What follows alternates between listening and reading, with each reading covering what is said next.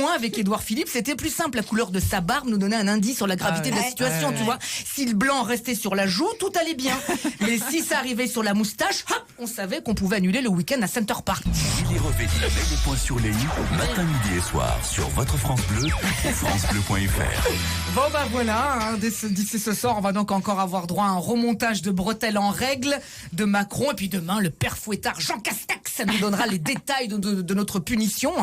Qu'est-ce qui nous a encore mijoté cette fois-ci? Je sais pas, un couvre-feu qui commence à midi. Là, ça serait plus un pot-au-feu, un couvre-feu. Mais enfin bon. Ou alors un reconfinement plus sévère où chaque membre de la famille se confine dans une pièce de la maison, ou une interdiction de respirer, voilà, entre minuit et 6 heures. Non. Le problème avec Jean Castex, c'est qu'on ne sait jamais à quelle sauce on va être mangé. Tu vois, au moins avec Édouard Philippe, c'était plus simple. La couleur de sa barbe nous donnait un indice sur la gravité de la situation. Tu vois, si le blanc restait sur la joue, tout allait bien. Mais si ça arrivait sur la moustache, hop, on savait qu'on pouvait annuler le week-end à Center Park. Tu vois, c'était plus pratique. Alors jeudi dernier, en plus, lors du dernier point sur la situation, Castex était avec Roselyne Bachelot.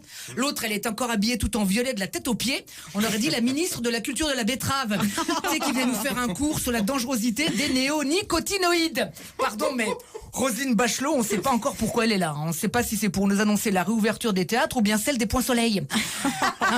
Et franchement, avec tous ces coups de marteau qui nous foutent derrière la tête, ces resserrages de vis permanents et ces plans anti-Covid pas très clairs, Castex, c'est monsieur bricolage.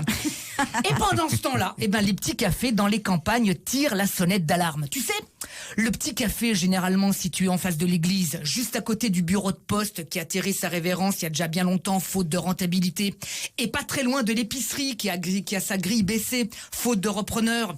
Le petit café du village qui s'appelle souvent le bar des amis, mais qui depuis l'obligation des fermetures dans les zones rouges n'en reçoit plus guère d'amis.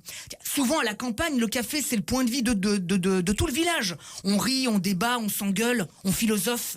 Le patron du bar des amis a toujours un mot sympa pour l'habituer. Parfois, il lui fait même crédit. Et la patronne, elle est pas contente. Elle boite un peu, la patronne du bar des amis. Elle râle tout le temps, mais elle est pas bien méchante.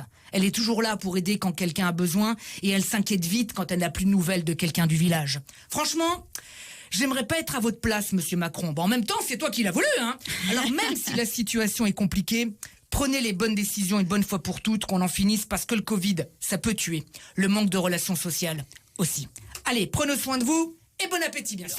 France Bleu, on n'est pas à l'abri de faire une bonne émission.